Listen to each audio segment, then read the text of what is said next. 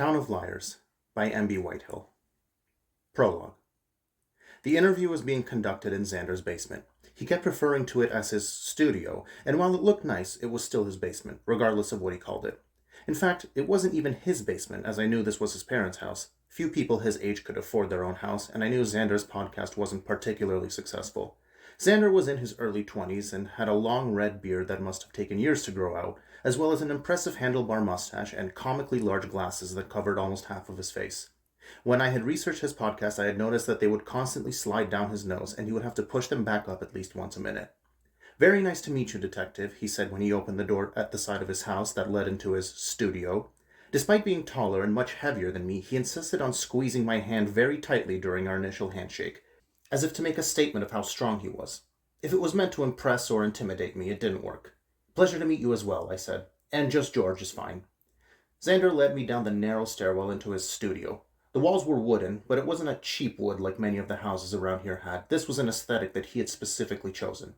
On the far wall was a neon sign which I knew read True Crime, true spelled with two O's and crime spelled with a K, which was the stupid name they had chosen for this show. I only knew that's what it said because Xander had mentioned the name of the show when he first reached out to me. If I was trying to guess just by reading the squiggly letters flashing in an obnoxious green light, I wouldn't be able to make it out. In the middle of the room was a large table with all of his equipment, including several laptops and a pair of large, expensive microphones. "So, this is where the magic happens," Xander said as we walked over to the table. "Do you want water or anything?" he asked. "Water would be nice," I said. "Don't need it now, but I imagine I will later after we've been talking for a few hours." As Xander walked over to the small fridge in the corner, I noticed the small desk off to the side, where Xander's co-host was sitting. He must have noticed my eyes wander in that direction. "Oh, George, this is Julie," he said. His co-host had been staring at her computer the whole time and didn't even look up to acknowledge me. "Hi," was all she said. Julie was the polar opposite of Xander. Her hair had 4, maybe 5 different colors in it, and she looked to weigh around 50 pounds.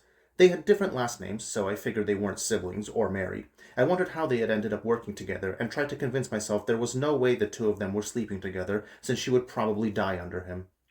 Although she might appear harmless, I knew from my research that she was the one I needed to worry about. Xander had a cheerful demeanor and would spend the whole interview talking to me like we were just two guys having a fun conversation, and once my guard was down, she would be the one to ask difficult questions to try and trip me up. "Okay," said Xander as he placed 2 water bottles on the side of the desk that I was going to be sitting on. "Now, most of the story is public knowledge, so if someone really wanted to, they could just go online and see who died, who survived, who went to prison, but there are a lot of people who listen to this who want to go into it completely blind, no spoilers. So if you can try to just not jump around the story and go chronologically, that would be appreciated." "Sounds good to me," I said.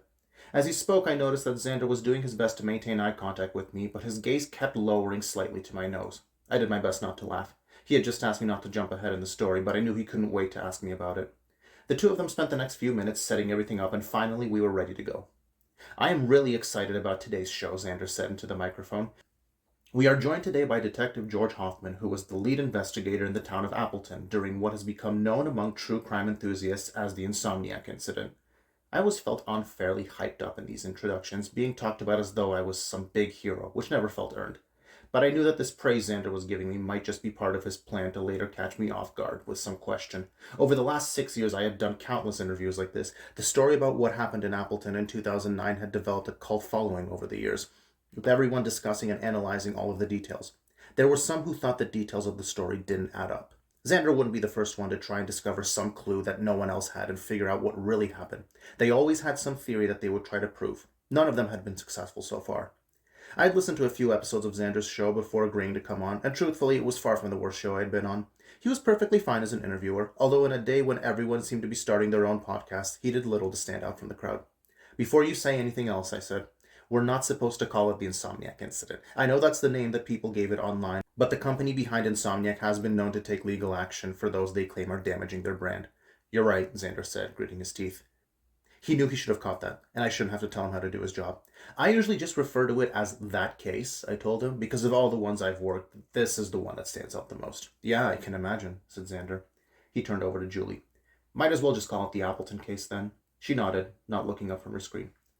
"So I thought we would start with something light," said Xander. "What is the Peacekeeper pub crawl?" I'd wondered what the first question would be, and this wasn't what I expected. I couldn't help but start laughing. "Oh, I haven't thought about that in so long." "Peacekeeper pub crawl," I said. "Well, Every year, right after Christmas, our boss would take the whole police department out for drinks. And this wasn't just he buys one round for everyone. No, you drink as much as you want and he pays for everything. If you puke or get kicked out or start a fight, well, then it's over. But if you can manage to stay on your feet, he's got you covered. Now, the catch was that this event only takes place if our town goes the entire year without any murders. Xander nodded his head as he processed this, causing his comically large glasses to tilt down his nose. As he adjusted them, Julie piped in. But isn't that kind of luck? She asked. Unless you could somehow prevent murders before they happen. That's true, I said slowly. I was beginning to understand why they had begun with this question. It seemed innocent enough. They weren't immediately asking me about any grisly details or about my opinions. They were already trying to find holes. But they wouldn't. Eventually, the boss changed it so that if there were murders and we managed to solve them, then he would still take us out. As you say, it is basically luck. So if our luck is bad, we have the chance to make things right. Julie's expression didn't reveal whether she was satisfied with this answer or not. I was right that in this dynamic she was going to be the bad cop, for lack of a better term. Xander would be the nice one who just wanted to hear me tell my story, while she would be the skeptical one, asking questions to see if she could find a crack that no one else had been able to. And this boss was Dennis Willard, yes? Xander asked. Or did the chief before him start this? No, it was Dennis who started it, I confirmed. He became chief, I want to say 3 or 4 years after I joined. I could tell Xander wanted to ask questions about Dennis. Questions about things that happened later. So, just to give us an idea, Xander continued, what were the murder rates like in Appleton in a normal year? In a normal year? I repeated. Honestly, often zero. I know everyone says that their town is boring, but I really mean this. Nothing ever happened in Appleton. It was a small, quiet town. What would have been a bad year? Xander asked. Before 2009, I mean. I exhaled. 2005, I think we had 3? That was probably the worst year I'd seen. 2 of those were related, if I remember right, but still. 3 murders in a single year, that was quite the shocker. And then 2009 happened, said Xander. And then 2009 happened, I remembered with a sigh. It was the last Monday before Christmas when we found the first body. And by the end of the year, we were up to 5. Jesus, said Xander. And the shit show didn't even end there, I said. Then I frowned. We can say shit on this show, right? Or do you have advertisers who will get mad? I asked. Oh, the advertisers won't care, Xander assured me. We talk about dead bodies on this show, it's fine. He paused and gently tugged on the end of his handlebar mustache, the tip almost touching the bottom of his enormous glasses. So when you got the call to that first body, had you already met Evan Doherty?